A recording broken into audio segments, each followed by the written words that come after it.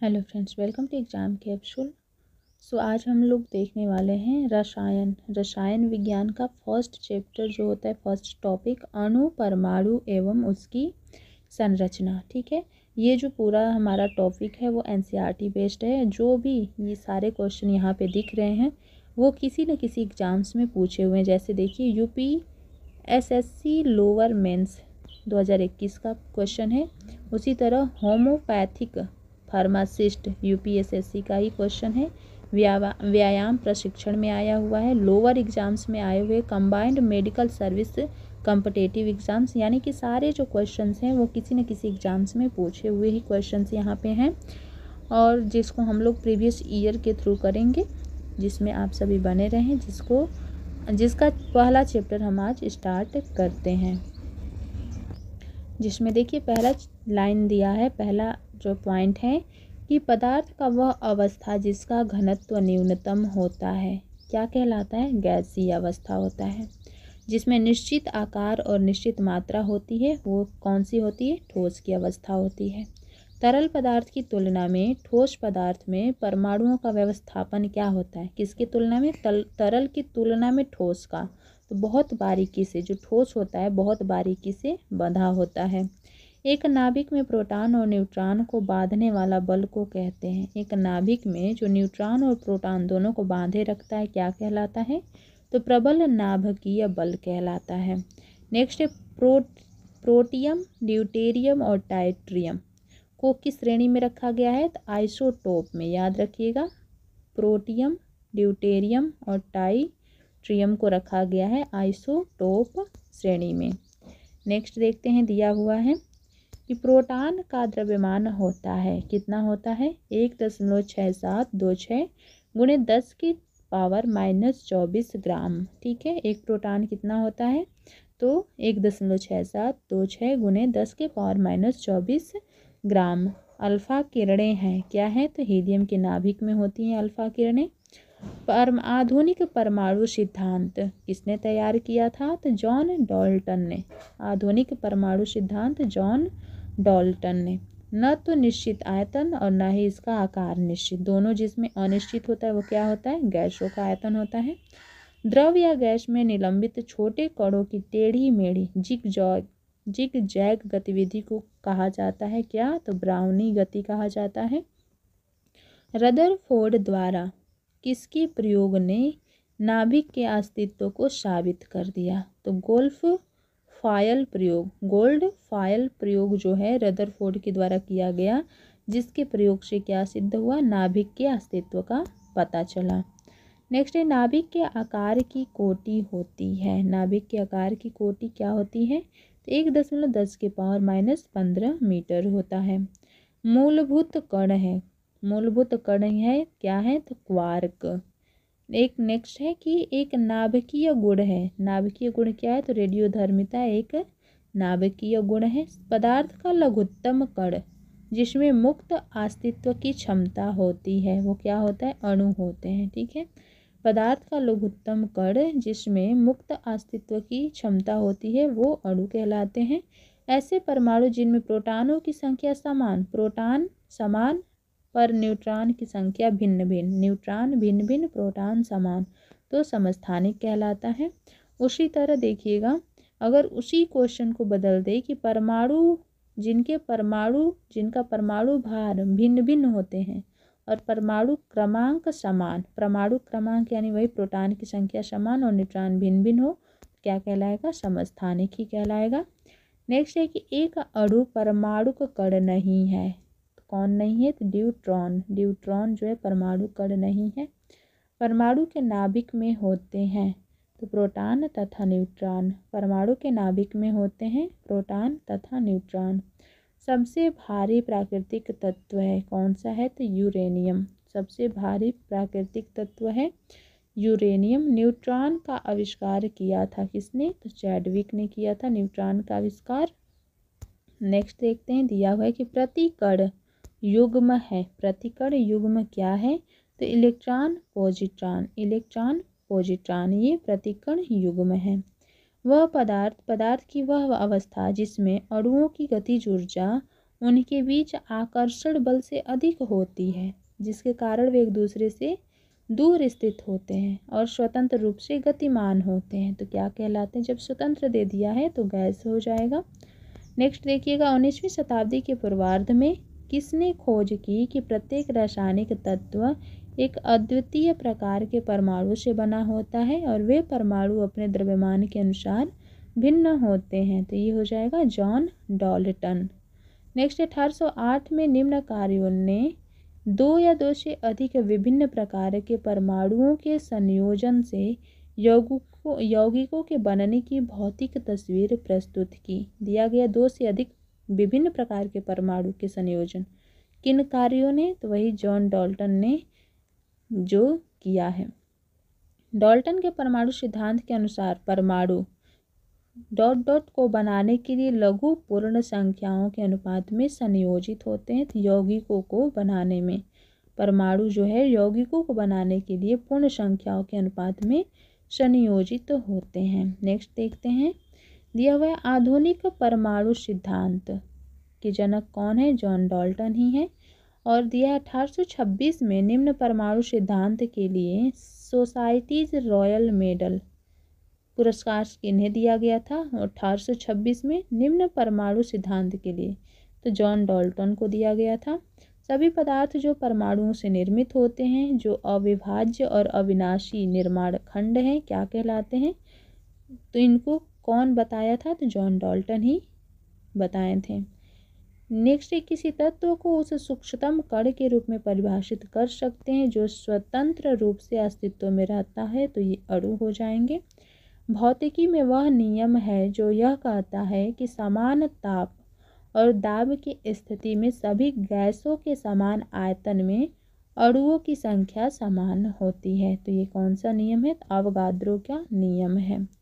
Aluminium के परमाणु में 4 मोल का द्रव्यमान होता है, कितने ग्राम? 108 ग्राम का। 4 मोल का द्रव्यमान कितना होता है? 108 ग्राम। नेक्स्ट दिया है 36 ग्राम जल में मोल उपस्थित होते हैं। 36 ग्राम जल में कितना मोल होगा? तो 2 मोल होगा।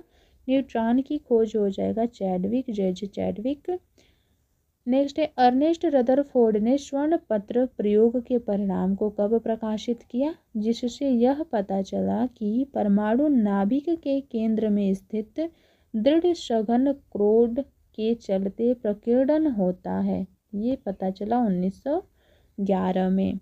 नेक्स्ट 1904 में विभाज्य परमाणु का प्लम पुडिंग सिद्धांत किसने प्रतिपादित किया, जिसके अनुसार धनात्मक आवेश के समूह में ऋणात्मक आवेशित इलेक्ट्रॉन प्लम पुडिंग में किशमिश की तरह बिखरे हुए होते हैं? ये पता लगाया था सर जे थॉमसन ने। नेक्स्ट है लिथियम नाभिक में प्रोटॉन होते हैं। लिथियम नाभिक में कितने प्रोटॉन होते हैं? तो 3 होते हैं। नेक्स्ट है इलेक्ट्रॉन की खोज किसने किया? तो जे थॉमसन ने किया था। एक परमाणु हाइड्रोजन परमाणु का द्रव्यमान एक इलेक्ट्रॉन के द्रव्यमान की कितने गुना होता है? 1837 गुना होता है, याद रखेंगे। एक हाइड्रोजन परमाणु का द्रव्यमान एक इलेक्ट्रॉन के 1837 गुना। नेक्स्ट, प्रोटॉन का निम्न गुण किसी चुंबकीय क्षेत्र में मुक्त गति करते समय परिवर्तित नहीं होता। किसी प्रोटॉन का निम्न गुण कौन सा गुण? तो जो गति का गुण होता है वो चुंबकीय क्षेत्र में मुक्त गति करते समय नहीं परिवर्तित होता। नेक्स्ट, धनावेशित नहीं है, तो इलेक्ट्रॉन जो है धनावेशित नहीं है। अर्नेस्ट रदरफोर्ड ने कणों को सोने की पतली पन्नी पर टकराया था। किन कणों को? तो अल्फा के कणों को। इलेक्ट्रॉन का द्रव्यमान प्रोटॉन के द्रव्यमान का लगभग कितना होता है? तो 1 वही 1837 होता है। कितना? 1837। नेक्स्ट, किसके अतिरिक्त सभी परमाणुओं के केंद्र में न्यूट्रॉन उपस्थित होते हैं? तो हाइड्रोजन को छोड़ करके सभी परमाणुओं के केंद्रक में न्यूट्रॉन होते हैं। नेक्स्ट है कि बोरियम की परमाणु संख्या क्या है, जिसका नाम क्वांटम सिद्धांत के संस्थापकों में से एक भौतिक विज्ञानी नील्स बोर के नाम पे रखा गया। बताना है कि कौन सा परमाणु संख्या बताइएगा बोरियम का जिसका नाम नील्स बोर के नाम पे रखा गया। तो 107 नंबर का जो परमाणु संख्या है उसका नाम नील्स बोर के नाम पे रखा गया। नेक्स्ट है तीसरे कक्ष या 100 कोश में कितने इलेक्ट्रॉन होते हैं? तो 18 होते हैं। 2 8 18। 100 कोश में 18 होते हैं और n कोश में कितने इलेक्ट्रॉन होते हैं तो 32 होते हैं। नेक्स्ट है कि पहले इलेक्ट्रॉन कोश जो नाभिक के निकटतम होता है उसमें n इलेक्ट्रॉनों से अधिक इलेक्ट्रॉन नहीं होते, जहाँ n किसको दर्शाता है, किसके बराबर होता है, 2 के बराबर होता है। नेक्स्ट है निम्न तत्व के परमाणुओं के बाहरी कक्षा में एक से अधिक इलेक्ट्रॉन होते हैं। किस तत्वों के परमाणुओं की बाहरी कक्षा में तो बेरिलियम के। नाइट्रोजन का परमाणु द्रव्यमान कितना होता है तो ये हो जाएगा 14 होता है। क्रोमियम का कितना होता है तो 24 होता है। नेक्स्ट देखते हैं, दिया हुआ है कि ऑक्सीजन का परमाणु द्रव्यमान जिसे म्यू से व्यक्त किया जाता है कितना होता है तो ये हो जाएगा 16 होता है। और नाइट्रोजन का परमाणु क्रमांक जो होता है वो 7 होता है। हाइड्रोजन का सामान्य आम समस्थानिक है तो क्या होता है, प्रोटियम होता है। हाइड्रोजन का समस्थानिक क्या होगा तो प्रोटियम। नेक्स्ट है, एक समस्थानिक के रूप में ड्यूटेरियम होते हैं। एक समस्थानिक के रूप में ड्यूटेरियम होता है तो हाइड्रोजन। और बोला गया है कि कार्बन के कुल कितने प्राकृतिक स्थानिक होते हैं तो 3 कार्बन के समस्थानिक होते हैं। ड्यूटेरियम और टाइटेरियम निम्न है किसके ये समस्थानिक होते हैं, प्रोटेरियम, ड्यूटेरियम, टाइटेरियम तो ये हाइड्रोजन के समस्थानिक होते हैं। नेक्स्ट वही दिया हुआ किसके हैं तो हाइड्रोजन के हो जाएंगे। हाइड्रोजन तत्व का समस्थानिक नहीं है तो रेडियम कहाँ से हो जाएगा। स्कैंडियम के कितने समस्थानिक होते हैं याद रखेंगे 13 होते हैं। स्कैंडियम के समस्थानिक 13 होते हैं। अलग अलग परमाणु संख्या और समान द्रव्यमान संख्या वाले तत्वों से बने परमाणु किसके रूप में जाने जाते हैं तो समभारिक, जिसमें परमाणु संख्या तो समान हो लेकिन द्रव्यमान भी अलग हो, भिन्न हो तो समभारिक कहलाएगा। आइसोबार्स समभारिक युग्म का उदाहरण होता है कैल्शियम और आर्गन। समभारिक युग्म का उदाहरण कैल्शियम और आर्गन। नेक्स्ट है कि 25 डिग्री सेल्सियस के तापमान पर एक आदर्श गैस के लिए एसआई इकाई में प्रति अणु औसत गतिज ऊर्जा होता है। 25 डिग्री सेल्सियस के तापमान पे बताना है तो 6.17 × 10⁻21 जूल होता है। बॉयल के नियम में किस प्राचल को स्थिर रखा जाता है, तापमान को स्थिर रखा जाता है। वर्ष 1787 में किस नियम का अध्ययन किया गया था जिसमें कहा गया था कि गैसों का आयतन उसके परम तापमान के साथ बढ़ता है और परम तापमान के साथ घटता है और घटने पर उसका आयतन भी घट जाता है। ये चार्ल्स का नियम के द्वारा बताया गया था।